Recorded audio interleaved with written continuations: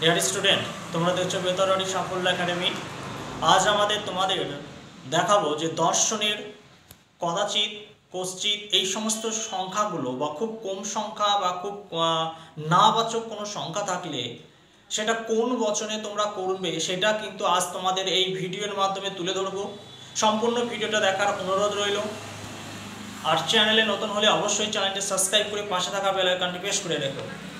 দেখো কি বলছে, দেখো কদাচিৎ, কশ্চিৎ, অল্প সংখ্যক, অতি সংখ্যক, কম সংখ্যক, খুব কম, অল্প ইত্যাদি থাকলে এটা কোন বচনে হবে।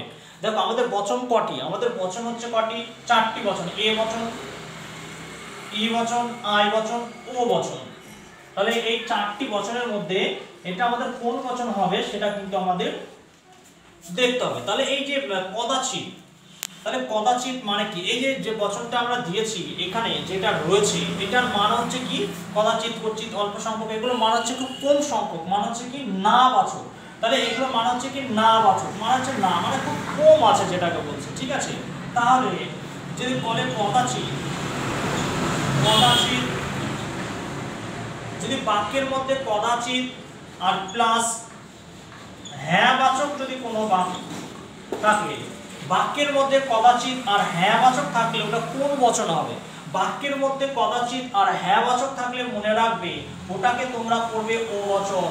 কদাচিৎ মানে কি, কদাচিৎ মানে হচ্ছে না, না মানে হচ্ছে কি নেগেটিভ, তাহলে না মানে হচ্ছে কি নেগেটিভ, আর হ্যাঁ বাচক মানে হচ্ছে কি হ্যাঁ মানে হচ্ছে কি পজিটিভ, তাহলে প্লাস, তাহলে মাইনাস প্লাসে কি হচ্ছে মাইনাস, প্লাস হচ্ছে কি মাইনাস, তাহলে হচ্ছে ও বচন কি নেগেটিভ, তাহলে হচ্ছে কি মাইনাস। তাহলে হচ্ছে কি যে কদাচিৎ, বাক্যের মধ্যে যদি কদাচিৎ আর হ্যাঁ বাচক যদি থাকে সেটা তোমরা চোখ বুঝে ও বচনে করে দেবে, বোঝা গেছে। আর বাক্যের মধ্যে যদি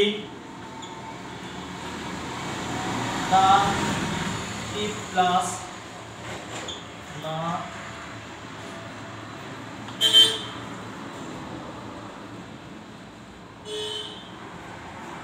যদি বাক্যের মধ্যে যদি কদাচিৎ আর যদি না বাচক থাকে সেটা কোন বচনে করবে। বাক্যের মধ্যে কদাচিৎ আর না বাচক থাকলে সেটাকে তোমরা করবে আই বচনে, বোঝা গেছে।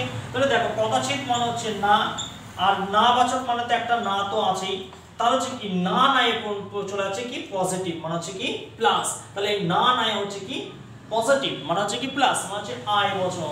তাহলে আই বচন এটা হচ্ছে পজিটিভ, তাই এটা তোমরা করবে আই বচন, বোঝা গেছে। এই কদাচিৎ, কশ্চিৎ, অল্প সংখ্যক এইগুলো মানে হচ্ছে কি খুব কম সংখ্যক, মানে হচ্ছে আমরা সবসময় নেগেটিভ মানে ও বচনটাকে ধরি। তাহলে এই জিনিসটা তোমরা একটু ভালো করে বুঝে নাও, তাহলে তোমাদের কিন্তু আর কোনো সমস্যা থাকবে না। তাহলে কি বোঝা গেছে, কদাচিৎ আর হ্যাঁ বচন যদি বাক্যের মধ্যে থাকে তাহলে সেটা হচ্ছে কি ও বচন, আর কদাচিৎ আর বাক্যের মধ্যে যদি না বচন থাকে সেটা তোমরা দেবে কি আই বচনে, বোঝা গেছে। আজকে এই পর্যন্তই। ভিডিওটি ভালো লাগলে অবশ্যই লাইক করো এবং অবশ্যই শেয়ার করে দিও তোমাদের বন্ধুদের মধ্যে। আবার দেখাবো অন্য কোনো ভিডিও।